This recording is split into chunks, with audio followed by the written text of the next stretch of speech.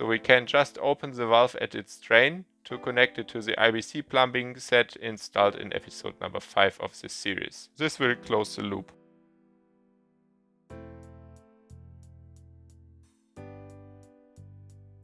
Hiedalle.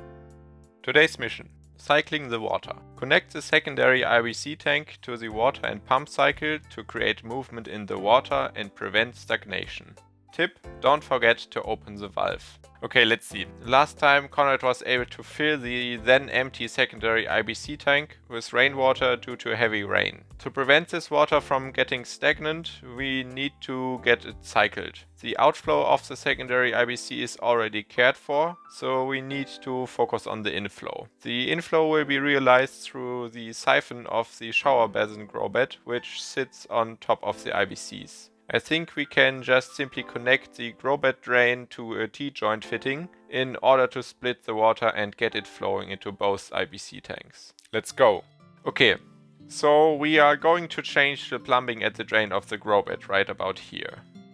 You can see the harvested water is still clear, but the color has a green hue due to some algae growth. It's quite interesting that you can clearly see the algae growing on some spider webs, which spiders created when the tank was empty and are now submerged. It is quite cool to see the randomness of the nets and also their unique geometric patterns. I don't mind them being there since they will decay once there's a stronger current and the fish will consume them too. Same goes for the mosquito larvae, which can be seen in the water as well. This is a free fish food and also gives the goldfish a bit of a challenge when they need to chase after them.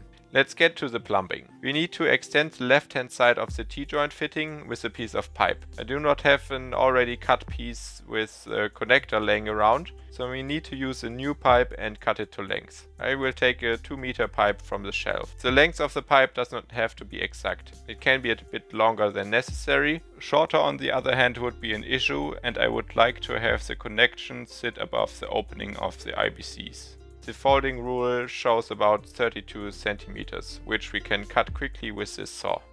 The remaining pipe will go back onto the shelf for later use. Let's clean the edge a bit and trim the debris from the cut. This will prevent contamination of the system with plastics, but the leftover particles will eventually get filtered out, if there are any. We now have everything we need. I can assemble the T-joint fitting with the piece of pipe. I do not want to drill or cut a hole in the sides of both IBCs to connect them, so the plumbing has to fit between the plastic tank and the metal frame housing of the IBCs.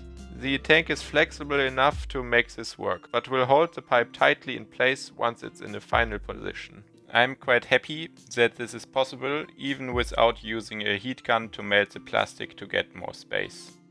To reduce noise and splashing, I install a 90-degree elbow fitting on each end of the pipe. This will also create a swirl motion in the IBC tanks, which is good for water movement. To make sure both tanks get about the same amount of water, we just have to make sure to level the pipe. I do this with the cable tie, close to the Growbed drain, where it currently sits a bit lower. Once the cable tie is fastened, the slope is corrected. After a few minutes the siphon kicks in, and water is flowing out of the shower basin Growbed into the pipe and exits the pipe on both ends, which means the inflow works now as intended. With the inflow finalized and tested, the water of the secondary IBC tank needs to exit the tank as well. So we can just open the valve at its drain to connect it to the IBC plumbing set installed in episode number 5 of this series. This will close the loop.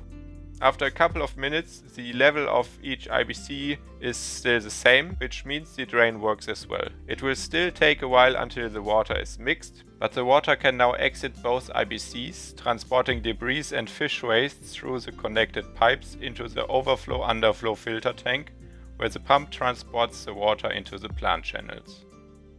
This concludes today's mission. Subscribe for the next episode and leave some feedback in the comments below. You could also check out this video. Or if it's your birthday, maybe this one.